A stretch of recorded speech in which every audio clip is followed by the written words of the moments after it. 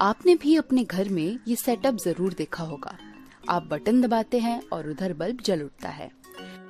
क्या कभी सोचा है दीवार के पीछे ऐसा क्या होता है जिससे बल्ब जल उठता है? हमने अपने घर में बड़ों से या स्कूल में टीचर से सुना होगा कि बल्ब विद्युत धारा या इलेक्ट्रिक करंट के आने और जाने से जलता और बुझता है। ये विद्युत धारा क्या होती है, कहाँ से बनती है और बल्ब को कैसे जला देती है? आज की इस वीडियो में हम जानेंगे कि विद्युत धारा क्या होती है और किस प्रकार एक जगह से दूसरी जगह तक पहुंचती है।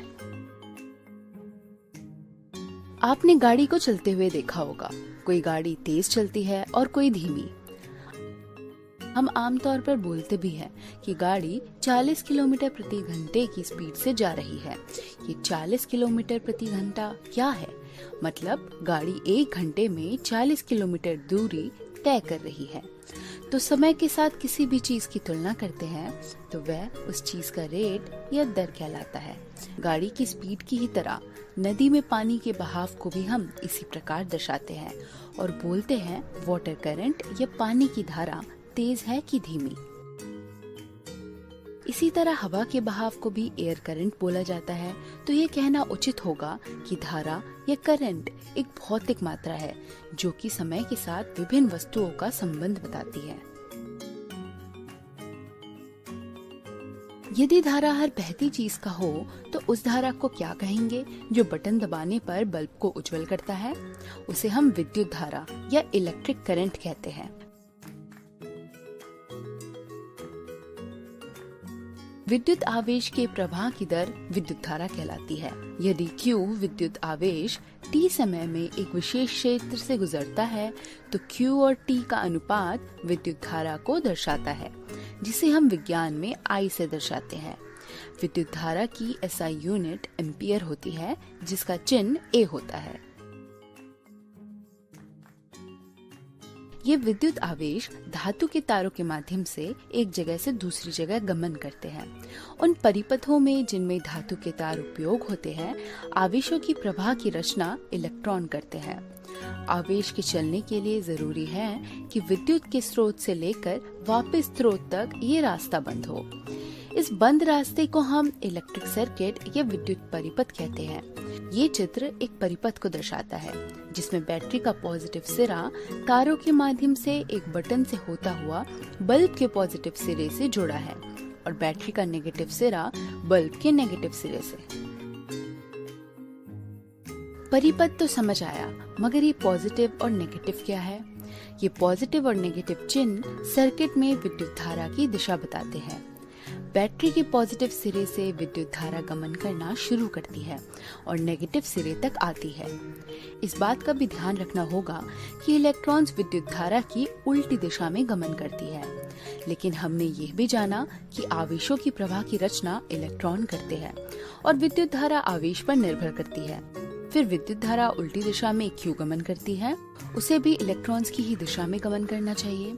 इलेक्ट्रॉन्स में ऋणात्मक आवेश होता है। इलेक्ट्रॉन्स के चलने के कारण धातु के तारों में एक धनात्मक आवेश उत्पन्न होता है। हम यदि आवेश की दिशा देखें तो इलेक्ट्रॉन्स की दिशा से उल्टी नजर आएगी।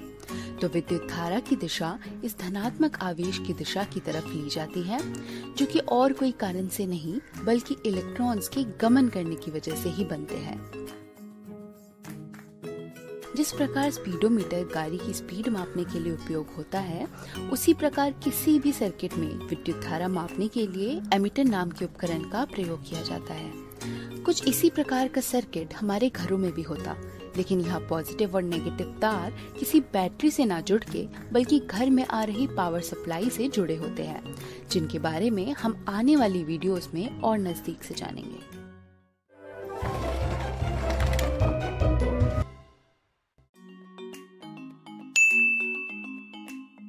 किसी चालक में आवेश की प्रवाह की दर विद्युत धारा कहलाती है और इसी विद्युत धारा से बल्ब उज्जवल होता है। हम जानते हैं कि आवेश धातु से बने तारों में हमेशा मौजूद रहता है, तो फिर बल्ब के उज्जवल होने के लिए परिपथ में बैटरी लगाने की आवश्यकता क्यों पड़ती है? बैटरी में ऐसा क्या है कि जब हम उसे परिपथ में लगाते हैं तो बल्ब उज्जवल हो जाता है? बल्ब के उज्ज्वल होने की प्रक्रिया में विद्युत धारा के साथ एक और भौतिक राशि काम करती है, जिसे विद्युत विभवांतर या अंग्रेजी में इलेक्ट्रिक पोटेंशियल डिफरेंस भी कहते हैं। ये विभवांतर क्या होता है, चलिए इसे उदाहरण की मदद से समझने की कोशिश करते हैं। क्या कभी आपने समतल पक्के फर्श और ढलाव पर पानी डाला है? क्या दोनों परिस्थितियों में पानी एक ही तरह बहता है? जवाब है नहीं। ढलाव पर पानी जब तक सबसे नीचे की तरफ न पहुंच जाए तब तक बहता रहता है, और इसके विपरीत समतल फर्श पर एक समय बाद वह बहना बंद हो जाता है। ढलाव पर हमने कोई बल्ब भी नहीं लगाया, तब भी पानी खुद ब खुद नीचे पहुंच जाता है, जबकि समतल फर्श पर बल्ब लगाने के बावजूद पानी का बहना बल्ब के खत्म होते ही रुक जाता है। दोनों ही परिस्थितियों में ऐसा क्या अंतर है जिस कारण पानी के साथ ऐसा हुआ होगा? बिल्कुल ठीक समझे, ऊंचाई में अंतर के कारण ढलाव पर गुरुत्वाकर्षण एवं पानी के अणुओं का एक दूसरे पर बल लगा, जिस कारण पानी नीचे तक आ गया। इसी प्रकार समतल फर्श की जगह एक पानी का पाइप लिया जाए और उसमें पानी कुछ इस तरह हो, तो क्या नल की टूंटी खोलने पर हमें पानी मिलेगा? नहीं। जब तक पीछे से कोई बल नहीं लगेगा या यूं कहे कि कोई दबाव नहीं बनेगा, तब तक हमें पानी आता नजर नहीं आएगा। इसी दबाव को बनाने के लिए पानी के पाइप को एक पानी की टंकी से जोड़ा जाता है। टंकी में ज्यादा पानी होने के कारण पाइप के मुंह में ज्यादा दबाव बना रहता है, और जैसे ही हम नल खोलते हैं, जहां दबाव कम होता है, पानी ज्यादा दबाव वाले क्षेत्र से कम दबाव वाले क्षेत्र की ओर चलने लगता है। यहाँ भी ढलाव की ही तरह ऊंचाई के अंतर के कारण इस दबाव में अंतर आता है। तो एक निष्कर्ष हम निकाल सकते हैं कि पानी के गमन करने के लिए दबाव में अंतर होना आवश्यक है। इस चित्र में यदि पानी के पाइप को एक धातु के तार और पानी की टंकी को एक बैटरी से बदल दिया जाए तो हमें कुछ इस तरह का चित्र मिलता है। हम जानते हैं कि विद्युत धारा के गमन करने के लिए परिपथ का बंद होना जरूरी है, तो बैटरी के दूसरे छोर को बल्ब से जोड़ देते हैं। विद्युत भी इसी उदाहरण की तरह है। विद्युत धारा के गमन करने के लिए जरूरी है कि परिपथ में दबाव के अंतर की ही तरह एक अंतर उत्पन्न हो, जिस अंतर को विज्ञान की भाषा में विद्युत विभवांतर या पोटेंशियल डिफरेंस कहते हैं। जैसे पानी ज्यादा दबाव से कम दबाव वाले क्षेत्र की ओर चलता है, उसी प्रकार विद्युत धारा भी ज्यादा विभव वाले क्षेत्र से कम विभव वाले क्षेत्र की ओर गमन करता है। बैटरी के एक छोर से दूसरे छोर के बीच विभव का अंतर लिया जाए तो वह विभवांतर कहलाता है। बैटरी में रसायन प्रक्रियाओं के कारण हमें ये विभवांतर प्राप्त होता है। विज्ञान की भाषा में एक इकाई आवेश को परिपथ में एक जगह से दूसरी जगह तक ले जाने में जो कार्य किया जाता है वह विभवांतर कहलाता है। विभवांतर को V के चिन्ह से दर्शाते हैं और इसकी SI यूनिट वोल्ट होती है। 1 वोल्ट 1 जूल और 1 कूलम का अनुपात होती है। विभवांतर को वोल्टमीटर नामक एक उपकरण की मदद से मापा जाता है। वोल्टमीटर को हमेशा परिपथ में पैरेलल या समानांतर क्रम में लगाते हैं। अलग अलग वोल्ट की बैटरीज बाजार में उपलब्ध होती है। आने वाली वीडियोस में हम विभवांतर से जुड़े और नियमों के बारे में करीब से जानेंगे।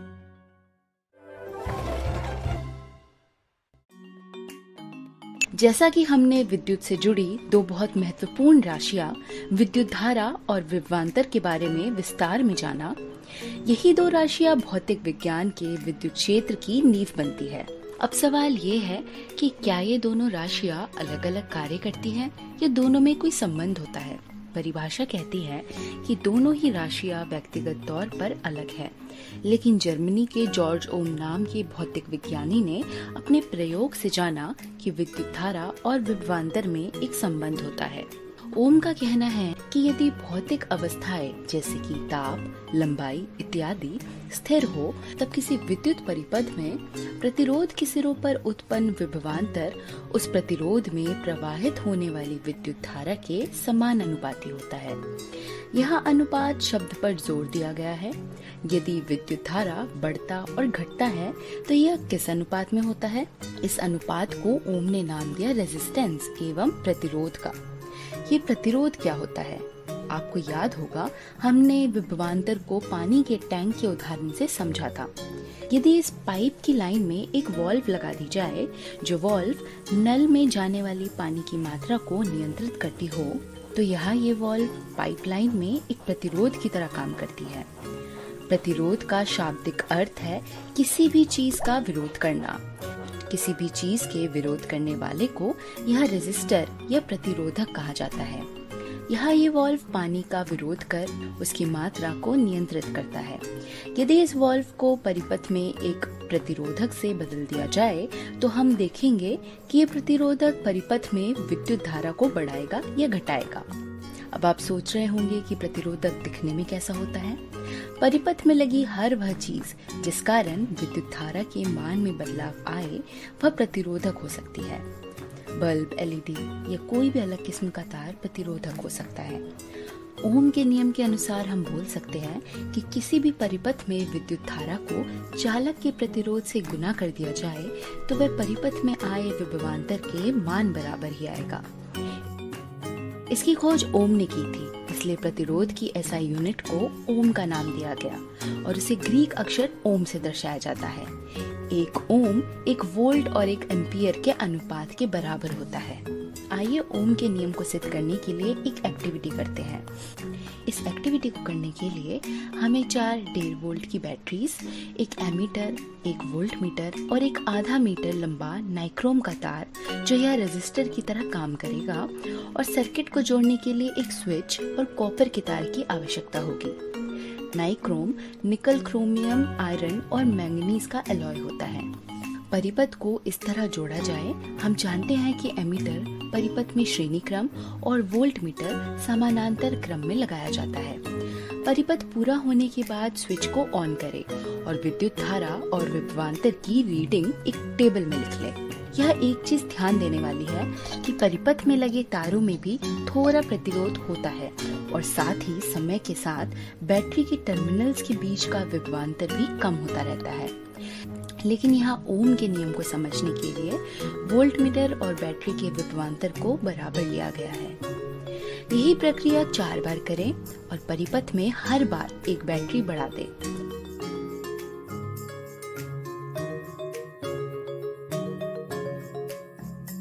यदि विभवांतर और विद्युत धारा का अनुपात लिया जाए तो वह हमेशा एक ही मिलेगा।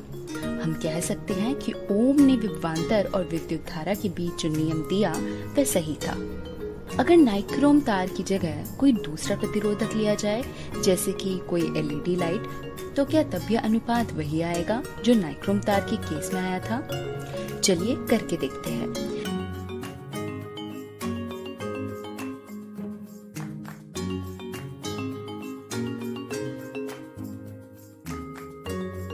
यह एलईडी लाइट के कारण विद्युत धारा के मान में बदलाव आया है। तो इन दोनों एक्टिविटी के माध्यम से हम कह सकते हैं कि हर एक प्रतिरोधक के लिए प्रतिरोध का मान बदल जाता है। तो ये कहना उचित होगा कि प्रतिरोध स्थिर राशि है जब तक कि प्रतिरोधक को बदला न जाए। प्रतिरोधक की सामग्री एवं भौतिक दिखावट के साथ साथ प्रतिरोध और भी कई चीजों पर निर्भर करता है, जिनके बारे में हम अगली वीडियो में जानेंगे।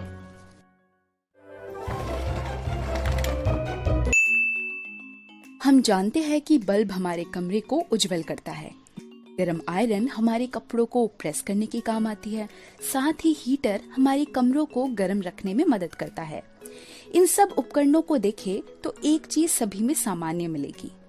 ये तीनों उपकरण विद्युत की उपस्थिति में गर्म होना शुरू हो जाते हैं। तो ये उपकरण का गर्म होना किस कारण और कैसे होता है? शायद आप सोच रहे होंगे कि इन उपकरणों में कुछ तो खास होता होगा जिस कारण ये गर्म हो जाते हैं। हाँ, ऐसा होता है, जिससे बल्ब में फिलामेंट, आयरन में हीटिंग एलिमेंट और हीटर में हीटिंग कॉइल। लेकिन अगर इन उपकरणों में कुछ खास होता है तो विद्युत से चलने वाला पंखा बंद होने के बाद छूकर देखने पर गर्म क्यों लगता है? क्यों फ्रिज की एक साइड हमेशा गर्म रहती है? मोबाइल चार्जिंग पर लगाने पर चार्जर क्यों गर्म हो जाता है? टेलीविजन की दोनों साइड गर्म क्यों रहती है? इनमें तो कुछ गर्म करने वाली खास चीज भी नहीं। तो फिर ऐसा होने का कारण क्या है? शायद आप कंफ्यूज हो गए हैं। आज की इस वीडियो में आपको अपने कंफ्यूजन का जवाब मिल जाएगा। विद्युत से चलने वाले उपकरण के गर्म होने के पीछे एक ही कारण है, जिसे हम विद्युत धारा के तापीय प्रभाव एवं हीटिंग इफेक्ट ऑफ इलेक्ट्रिसिटी के नाम से जानते हैं। जी हाँ, विद्युत धारा के गमन करने की वजह से उपकरण में तापीय प्रभाव पड़ता है। ये तापीय प्रभाव और किसी वजह से नहीं बल्कि ऊर्जा एवं ऊर्जा के बदलाव के कारण होता है। विद्युत से आने वाली ऊर्जा कुछ तो उपकरण को चलाने में उपयोग होती है और बाकी की ऊर्जा ताप की शक्ल में उपकरण से बाहर निकल जाती है। यदि विज्ञान की भाषा में देखें तो हम जानते हैं कि किसी भी विद्युत आवेश इलेक्ट्रिक चार्ज को एक जगह से दूसरी जगह तक ले जाने में किए गए कार्य को विभवांतर कहा जाता है। तो अगर संपूर्ण कार्य लिया जाए, जिसे टोटल वर्क डन भी कहते हैं, उसे हम W से दर्शाते हैं। भौतिक विज्ञान में हमने ये भी पढ़ा है कि किसी भी चीज पर किया गया कार्य ऊर्जा में आए बदलाव के बराबर होता है। तब हम कह सकते हैं कि विद्युत से आने वाली ऊर्जा इस कार्य के बराबर होगी, जिसे H से दर्शाया जाता है। यदि समीकरण की RHS को T से गुना और भाग करे तो कुछ ऐसा समीकरण मिलेगा और ओम के नियम के द्वारा V का सूत्र लगाने के बाद कुछ ऐसे समीकरण की प्राप्ति होगी। इस समीकरण को जूल के तापमान नियम या जूल्स लॉ ऑफ हीटिंग के नाम से जाना जाता है। इस नियम से ये निष्कर्ष निकाला जा सकता है कि चालक में हीट की मात्रा विद्युत धारा के वर्ग के आनुपातिक, प्रतिरोध के आनुपातिक और समय के भी आनुपातिक होती है। यदि इसे आयरन के उदाहरण से समझा जाए तो पता चलेगा कि आयरन में कॉइल होती है जिसमें प्रतिरोध रहता है। वोल्टेज के आने से इस कॉइल में प्रतिरोध एवं विद्युत धारा बढ़ता एवं घटता है, जिस कारण से हीट भी बढ़ती और घटती है। साथ ही जितना समय आयरन ऑन रहेगा उतना ही ज्यादा गर्म होता रहेगा। तापीय प्रभाव के अलावा पावर भी विद्युत में एक बड़ी अहम भूमिका निभाता है, जिसके बारे में हम अगली वीडियो में जानेंगे। कभी हार्डवेयर शॉप से बल्ब खरीदा है? दुकानदार आपसे पूछता है कौन सा बल्ब चाहिए और आप कहते हैं 100 वॉट का बल्ब दे दो या 60 वॉट का बल्ब दे दो। ये 100 वॉट और 60 वॉट क्या होता है? क्या आपने कभी अपने घर में विद्युत से चलने वाले उपकरणों को ध्यान से देखा है? कभी आयरन पर ही गौर किया हो तो आपने उस पे 1 किलोवाट लिखा देखा होगा। ठीक उसी प्रकार हीटर पर 1.5 किलोवाट भी।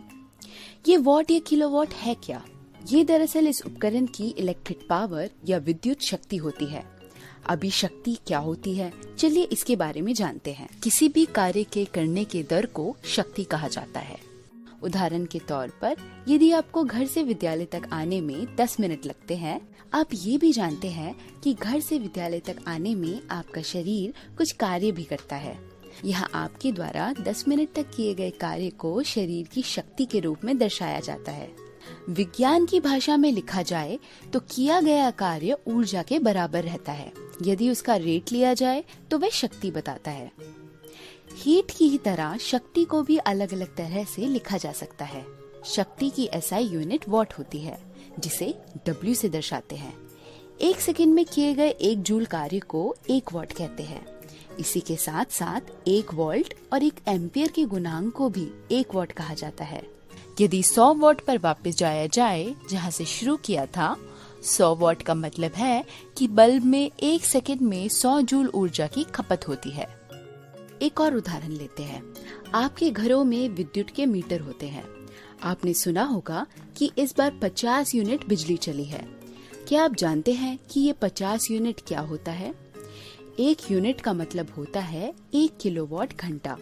मतलब 1 घंटे तक 1 किलोवाट शक्ति की खपत हुई, तब जाके 1 यूनिट बनी। यूनिट विद्युत ऊर्जा की इकाई है। तो 50 यूनिट का मतलब ये हुआ कि समय और शक्ति को गुना किया गया तब 50 आया, तो उसे 50 यूनिट कहा गया। इस वीडियो के बाद उम्मीद है आप लोग घर में आने वाली पावर सप्लाई को थोड़ा बेहतर समझ पाए होंगे।